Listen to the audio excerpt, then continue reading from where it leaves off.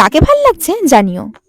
তো বন্ধুরা, তোমরা প্রথমে এই ভিডিওটি ভালো করে দেখো, তারপর এর কিছু কিছু ফানি কমেন্টস পড়া হবে। So let's go.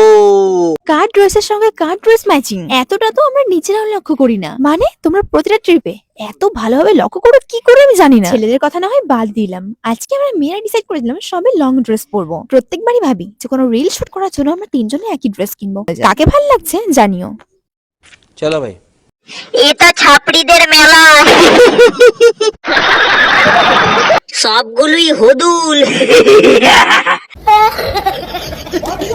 দুই ধারে দুই নিব্বা নিব্বি আর মাঝখানে নিমকি।